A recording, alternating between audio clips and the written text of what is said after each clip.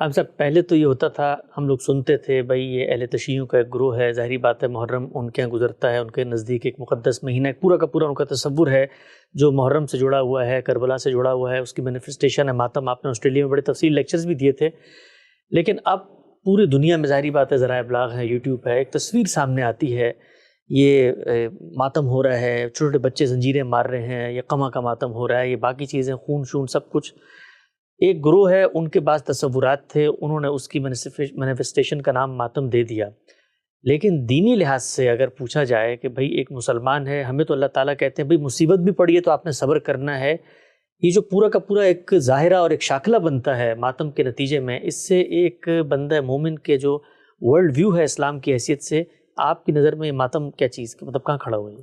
ہم نے تو کبھی اس کو تسلیم نہیں کیا، نہ ہم اپنے اعزاء اقربا کا ماتم پسند کرتے ہیں، نہ اپنی تاریخ میں جو غیر معمولی حادثات ہوئے ہیں ان پر اس طرح سے جزا فضا یا معلوم کو پسند کرتے ہیں۔ ہمارے پیغمبر کی تعلیم یہی ہے کہ اگر کوئی حادثہ ہو گیا ہے تو صبر سے کام لیا جائے اور بلکہ اس کو بھلانے کی کوشش کی جائے، اس لیے کہ اگر آپ حادثات کو بھلائیں گے نہیں تو دنیا اور دنیا میں جو آپ کے مقاصد ہیں ان کے بارے میں آپ کا زاویہ نظر صحیح نہیں رہے گا۔ سوچئے تھوڑی دیر کے لیے کہ میرا باپ دنیا سے رخصت ہو گیا ہے تو میں اگر 2-3 دن، تو ظاہر ہے کہ انسان پر افسردگی رہتی ہے، وہ اس کو اپنی زندگی کا روگ بنا لے تو نتیجہ کیا نکلے گا؟ ہمارے ہاں یا ہمارے دین میں یا ہمارے پیغمبر کی ہدایت میں تو یہی کہا گیا ہے کہ جب کوئی اس طرح کا بڑا حادثہ ہو جائے تو اس کو اللہ کے سپرد کرو، اللہ پر بھروسہ کرو۔ جزا فضا کرنا، ماتم کرنا یہ کسی حال میں بھی گوارا نہیں ہے۔ صحابہ کرام نے رسول اللہ صلی اللہ علیہ وسلم کے سری ارشادات اس معاملے میں بیان کر دیے ہیں۔ ان حضرات کے ہاں یہ در حقیقت جس کو یہ ایک بڑا واقعہ سمجھتے ہیں اس کی یاد کو قائم رکھنے کے لیے ایک طریقہ یا علامتی طریقہ اختیار کیا گیا ہے۔ اصلاً اگر کوئی یاد قائم رکھنے کے لیے علامتی طریقہ آپ اختیار کریں اور اس کو دین نہ بنائیں تو کوئی اعتراض نہیں ہے۔ قیام پاکستان کو یاد کرنے کے لیے بھی آپ نے ایک علامتی طریقہ رکھا ہوا ہے۔ دنیا کے مختلف ملک اپنے یوم آزادی کو اسی طرح کسی علامت کی صورت دے دیتے ہیں۔ قومی وقار کو ہم جھنڈے ترانے کی صورت میں ایک علامتی اظہار دیتے ہیں۔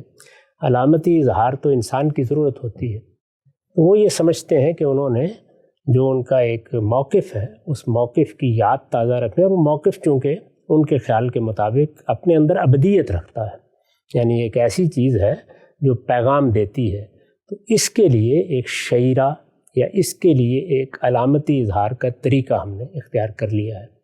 تو میں نے عرض کیا کہ علامتی اظہار کے یہ طریقے اگر دین کے خلاف نہ ہوں تو کوئی معنی نہیں، آپ اختیار کر سکتے ہیں، ساری دنیا اختیار کرتی ہے۔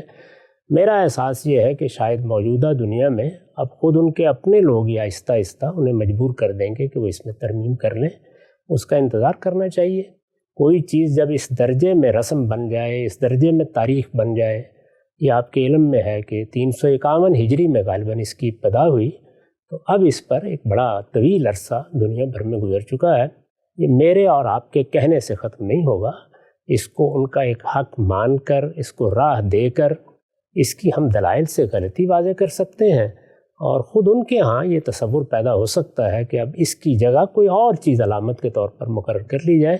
علامتی اظہار پر مجھے اعتراض نہیں ہے اگر اسے دین نہ بنایا جائے۔ ڈاکٹر واضح ہم سے ایک توضیح بات ابھی آپ نے فرمایا 351 میں، یعنی یہ خود اس ایونٹ کے گزرنے کے کئی سو سال بعد یہ ہوا، یہ کب ہوا کوئی اندازہ ہے آپ کو؟ جی ہاں، جب یہ دہلمی کی حکومت قائم ہوئی بغداد میں تو وہ چونکہ اپنا پس منظر ایک ذہنی رکھتے تھے، اور خلیفہ اس وقت مسلمانوں کا جو بھی خلیفہ تھا وہ تو اگرچہ سنی اسلام سے تعلق رکھتا تھا لیکن وہ بالکل درماندہ ہو چکا تھا، اس کی کوئی حیثیت نہیں تھی، تو اس نے یہ حکم دیا کہ اس دفعہ جب محرم آئے گا تو اس میں بازار بند کر دیے جائیں، عورتیں بھی نکلیں، مرد بھی نکلیں۔ تو اس طرح اس کی ابتدا ہو گئی۔ بس جب اس طرح کی کسی چیز کی ابتدا ہو جاتی ہے تو ابتدا ہی کے لیے محنت کرنی پڑتی ہے، باقی یہ انسانی فطرت ہے، وہ رسوم کو، روایات کو، علامتی اظہار کو اور اس طرح اس کو ایک تہوار بنا دینے کو پسند کرتی ہے۔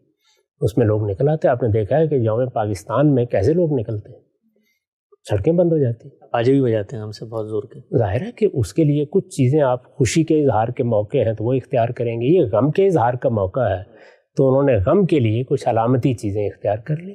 ان کے ہاں یہ علامتی اظہار ہے، غم کا اظہار بھی ہے، اور اس واقعے کی یاد کو تازہ رکھنا بھی وہ چاہتے ہیں، جو اس کے اندر ان کے لیے پیغام میں دیا گیا ہے. یہ وجہ ہے اس کی.